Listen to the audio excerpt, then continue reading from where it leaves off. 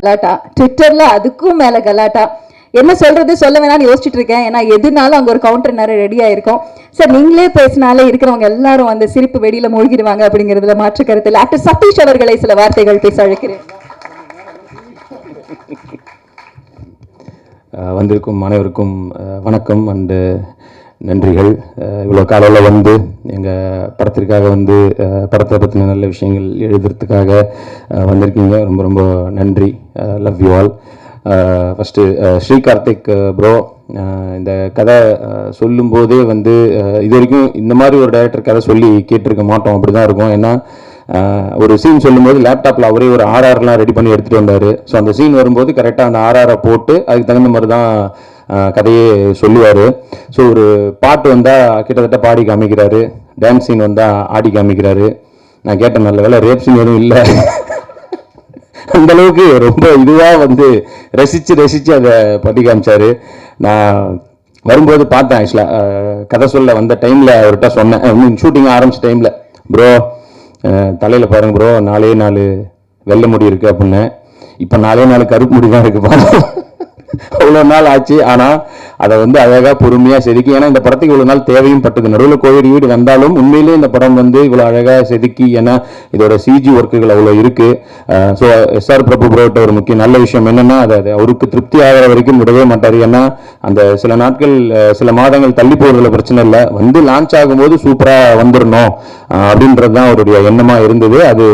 அதுக்கு ஸ்ரீகார்த்திக் ப்ரோவும் நல்ல பொறுமையாக அதுக்கான ஸ்பேஸை எடுத்து அதை சூப்பராக செதுக்கி அவ்வளோ அருமையாக பண்ணி கொடுத்துருக்காரு. Thank you bro. இப்படி ஒரு ரோல் வந்து லைஃப்பில் கிடைச்சதுக்கு நான் உண்மையிலே கொடுத்து வச்சிருக்கணும். நிறைய பெரிய பெரிய படங்களும் பண்ணியிருக்கேன். ஆனால் இந்த படமும் வந்து எனக்கு ரொம்ப ஒரு நெருக்கமான ஒரு படமாக இருக்கும் மனதிற்கு. ஏன்னா இந்த டைம் மிஷின்றது எல்லாருமே போய் பார்க்கணும் அப்படின்னு ஆசைப்படுற ஒரு விஷயந்தான். அது அட்லீஸ்ட் படத்தின் மூலமாவது எங்களுக்கு நடந்திருக்கு. எனக்கு என்னென்னா, இப்போ டைம் மிஷின் எடுத்துகிட்டு போய் செப்டம்பர் 9 காலையில் ஒரு 10 மணி ஷோவை பார்க்கணுன்ற ஆசை இருக்குது. இப்போ என்ன ரிசல்ட்டாக இருக்குது அப்படின்னு தெரிஞ்சுக்கணுங்கிற ஆசை இருக்குது. அந்தளவுக்கு ரொம்ப ஒரு நல்ல படமாக இருக்கும்.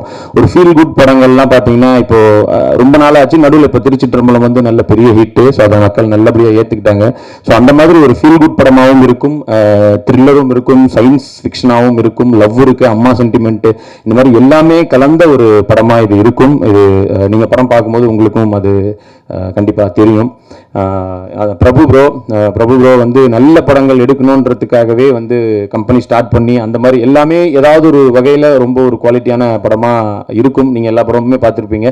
ஒன்றுக்கொன்று தொடர்பில்லாத வேறு ஜேனரில் அருமையாக வந்து ஒரு கதையை கான்சென்ட்ரேட் பண்ணி சூப்பராக எடுக்கிறாரு. கண்டிப்பாக ப்ரோ நானும் வந்து நிறைய படங்கள் நடிக்கணும், லீடாகவும் நடிக்கணும், வேறு கேரக்டராக இருந்தாலும் நடிக்கணும்னு ஆசைப்படுறேன் நம்ம கம்பெனியில். ஷர்வானந்த் ப்ரோ இந்த படத்தின் மூலமாக எனக்கு கிடைத்த ஒரு மிக நல்ல நண்பர். இங்கே வந்ததுக்கப்புறம் சென்னையில் இத்தனை பிரியாணி கடை இருக்குது, இத்தனை பீடா கடை இருக்குன்னு எனக்கே அவர் தான் அங்கேருந்து வந்து சொல்லி கொடுத்துட்டு போயிருக்காரு. ஆந்திராவிலேருந்து அவ்வளோ தேடுதல். அது படத்தில் வந்து நடிப்பில் எவ்வளோ தேடுதல் இருக்கும், அந்த மாதிரி பிரியாணி தேடுதலும் இருக்குது. டெய்லி லஞ்சுக்கு ஏதாவது ஒரு இடத்துல இருந்து ஆர்டர் பண்ணிட்டு கூப்பிடுவார். வெயிட் பண்ணிட்டே இருப்போம் எப்படா அவர் கூப்பிடுவாருன்ட்டு. ஸோ அந்த மாதிரி எங்களை நல்லபடியாக பார்த்துக்கிட்டாரு. அங்கேருந்து வந்தவங்களை நியாயமாக நாங்கள் தான் பார்த்துட்டு இருந்தோம், பட் எங்களையும் சேர்த்து நல்லபடியாக இதில் பார்த்துக்கிட்டாரு. Thank you bro. இந்த படத்தின் மூலமாக எனக்கு கிடைத்த இன்னொரு நல்ல விஷயம் உங்களுடைய அந்த நட்பும். அண்டு அமலா மேடம், ஸோ அவங்க அப்படி தான். என் தம்பி நீ சொன்னல எங்கள் அப்பாவுக்கு ரொம்ப பிடிக்கும், எங்கள் அப்பாவுக்கே ரொம்ப பிடிக்கும்டா.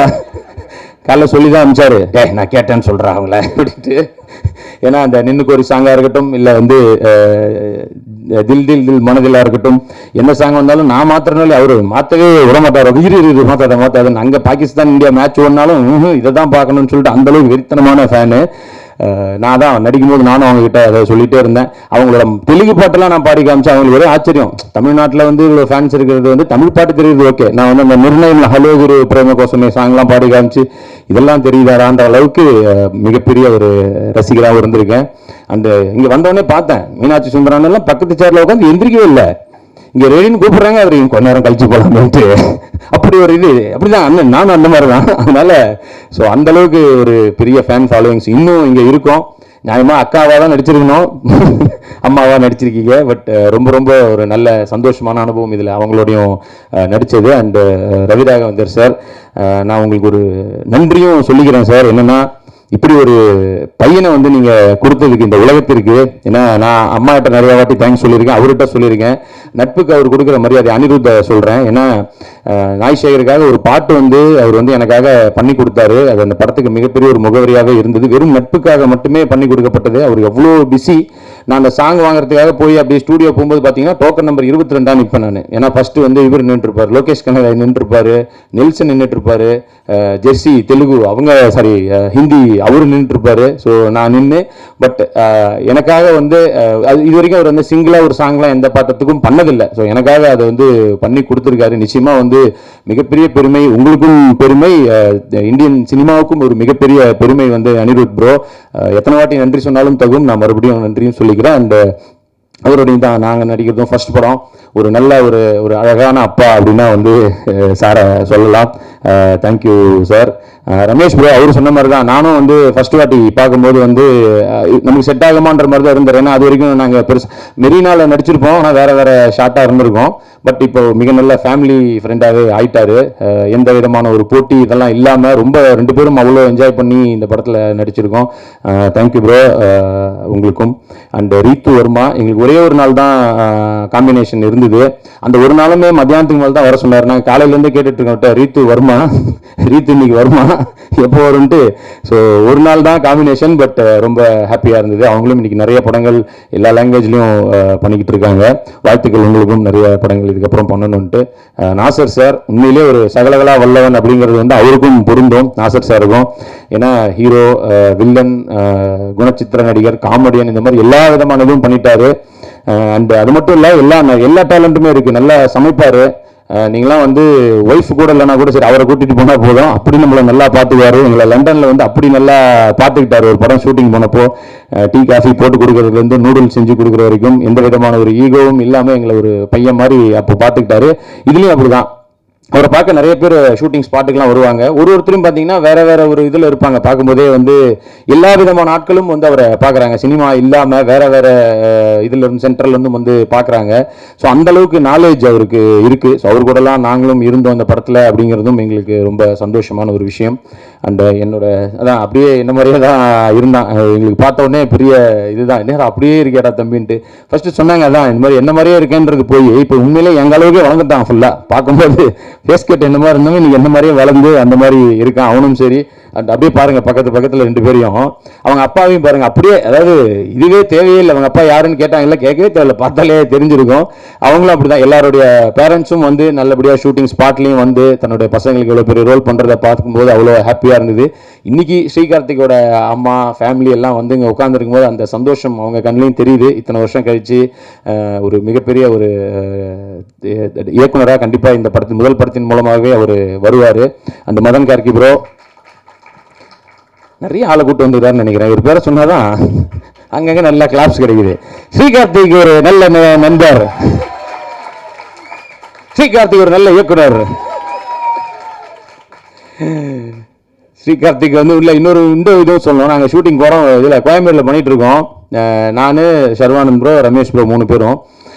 ஒருத்தர் கிராஸ் பண்ணி போனார் பைக்கில். எங்களை ஷூட்டிங் அப்படி பார்த்தாரு, நிறுத்திட்டு வேகமாக வந்தார். நான் உண்மையிலேயே மிகைப்படுத்தி சொல்ல, உண்மையிலே நடந்ததை சொல்கிறேன். வேகமாக வந்தார். நாங்கள் 3 பேர் ரெடியாக இந்த காஸ்டியூமில் எப்படி ஃபோட்டோ எடுத்துக்கலாமா அப்படிலாம் நினச்சிட்டே இருக்கோம். அவர் நேராக வந்தார், ஸ்ரீகார்த்திகிட்ட போனார். ப்ரோ உங்களோட பெரிய ஃபேன் நான், நீங்கள் டான்ஸ் சூப்பராக ஆடுவீங்க. அவர்கிட்ட மட்டும் ஃபோட்டோ எடுத்துகிட்டு சரி அதுக்கப்புறமா நம்மகிட்ட வருவார் நினச்சி அவர்கிட்ட மட்டும் எடுத்துகிட்டு போயிட்டார் அவர் பாட்டுக்கு. நாங்கள் 3 பேரும் அவர் பார்க்குறோம். அப்படியே திரும்பி நானும் பெரிய ஆள் தாண்டாடுற மாதிரி. உண்மையில அவ்வளோ சூப்பராக டான்ஸ் ஆடுவார். நிறைய படங்களில் நடிச்சும் இருக்காரு. நீங்கள் வேணால் ப்ரெஸ் பீப்பிள் அப்புறமா ஒரு ஸ்டெப் வேணால் போட சொல்லி கூட கேட்டு பாருங்க. அவ்வளோ அருமையான ஒரு சிறந்த நடனமும் புரிவார் அவர். ஸோ அந்த cameraman Sujith Sarang and Sreejith Sarang editor எல்லாருக்குமே வந்து என்னுடைய நன்றிகள். ஏன்னா எல்லா வகையிலும் படம் சூப்பராக இருக்குது. நாங்கள் இன்னும் டப்பிங்கில் தான் பார்த்தோம், ஃபுல் படம் பார்க்கல. பட் டப்பிங்கில் பார்க்கும்போதே எங்களுக்கு ரொம்ப பிடிச்சிருந்தது. அண்டு ப்ரெஸ் பீப்புள் நீங்களும் வந்து இந்த படத்தை வந்து உங்களுக்கு எல்லாருக்கும் பிடிக்கும் நம்புகிறோம். பட் இருந்தாலும் நீங்கள் வந்து நல்லபடியாக எழுதி இந்த படத்தை வந்து நிச்சயமாக பெரிய ஹிட் ஆகணும். பல பேருடைய வாழ்க்கை இதில் அடங்கியிருக்கு அப்படிங்கிறதையும் கேட்டுக்கிறேன். அண்டு என்னோட நண்பர் ஒருத்தர் இருக்கார், எல்லாத்தையுமே விமர்சனம் பண்ணுவார், எல்லாத்தையும் திட்டுவார். அவர் வந்து இந்த மாறி போச்சு சாங் ரிலீஸ் ஆச்சு, ஃபோன் வச்சாரு. ஃபோன் வச்சுட்டு தான் இந்த பாட்டு பார்த்தேன், அது என்ன கார்த்தி அவருக்கு அந்த வாய்ஸே செட் ஆகலையா, யார் பண்ணுவதோ கார்த்தி பாடினதே அவர் வாய்ஸே அவருக்கு செட் ஆகலன்றாரு ஃபோன் பண்ணி. ஸோ அந்த மாதிரி எல்லாத்துலேயும் குறை கண்டுபிடிக்கும் காலங்களில் நிச்சயமாக இதில் இருக்கும் நிறைகளையும் வந்து நீங்கள் நல்லபடியாக எழுதணும்னு கேட்டுக்கிறேன். வந்திருந்த அனைவருக்கும் நன்றி. Thank you so much. Love you all. Jai Hind.